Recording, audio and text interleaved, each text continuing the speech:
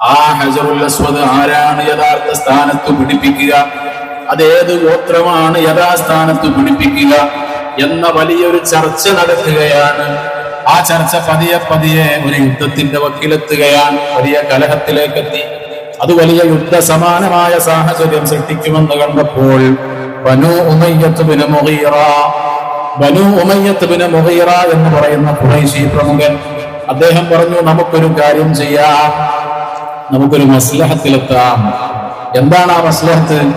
പള്ളിയുടെ ആ കാണുന്ന കവാടത്തിലൂടെ ആദ്യം കടന്നു വരുന്ന മനുഷ്യൻ ആരാണോ ആ മനുഷ്യനാണ് ഈ വിഷയത്തിനൊരു തീരുമാനം കാണേണ്ടത്.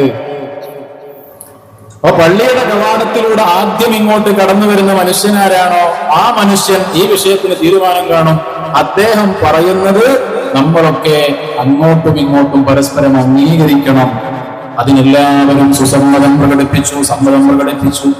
അങ്ങനെ എല്ലാവരും ഇങ്ങനെ കാത്തിരിക്കുകയാണ്, ആരാണ് ആ കവാടത്തിലൂടെ ആദ്യമായി പ്രവേശിക്കുന്നത്. അങ്ങനെ അല്ലാഹുവിന്റെ ആ ഒരു തീരുമാനപ്രകാരം ആ കവാടത്തിലൂടെ ആദ്യമായി കടന്നു വരുന്നത് മുഹമ്മദുർ റസൂലുള്ളാഹ് സ്വല്ലല്ലാഹു അലൈഹി വസല്ലം തങ്ങളാണ്. അപ്പൊ അൽ അമീനാണല്ലോ വരുന്നത്. അത് കണ്ടപ്പോ എല്ലാവർക്കും വലിയ സന്തോഷം. ഇത് ഞങ്ങൾ ആഗ്രഹിച്ച വ്യക്തി തന്നെയാണ്. ഈ വ്യക്തി പറയുന്നത് എല്ലാവർക്കും സമ്മതമാണ്. അങ്ങനെ മുത്തുനബി സ്വല്ലല്ലാഹു അലൈഹി വസല്ലം തങ്ങളോട് ഖുറൈശി പ്രമുഖർ ആവശ്യമുന്നയിക്കുന്നു. മുത്തുനബി പറയുന്നു, അതാ ആ അവിടുത്തെ ഷോൾ എടുത്തുകൊണ്ട് ആ നിലത്തങ്ങ് വിരിക്കുകയാണ്. വിരിച്ചിട്ട് ആ ഹജറുൽ അസ്വദിനെ ആ ഷോളിലേക്ക് അങ്ങ് വെക്കുകയാണ്. എന്നിട്ട് ഖുറൈശി പ്രമുഖരോട് പറഞ്ഞു, എല്ലാവരും ഓരോ മൂലയിലും പിടിച്ചുയർത്തു.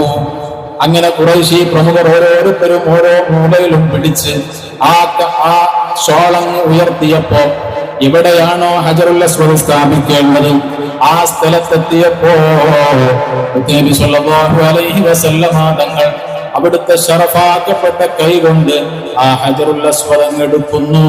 അത് എവിടെയാണോ സ്ഥാപിക്കേണ്ടത് ആ യഥാസ്ഥാനത്ത് അവിടുന്ന് സ്ഥാപിക്കുന്നു. ഇതിൽ യുവാക്കൾക്ക് മാതൃകയുണ്ട്. യുവാക്കളെ ഒരു നാട് മുഴുവൻ പല വിഷയങ്ങളും ഏൽപ്പിക്കുന്നതാണ്. ആ ഏൽപ്പിക്കുന്ന സമയത്ത് അതെല്ലാം ഒരാൾക്ക് പോലും കേടില്ലാതെ, ഒരാളുടെ മനസ്സിനെയും വേദനിപ്പിക്കാതെ ആ വിഷയം കൈകാര്യം ചെയ്യാൻ കഴിയണം. അതിനുള്ള മാതൃക മുഹമ്മദുർ റസൂലുള്ളാഹി സ്വല്ലല്ലാഹു അലൈഹി വസല്ലം നിങ്ങൾ കാണിക്കുകയാണ്.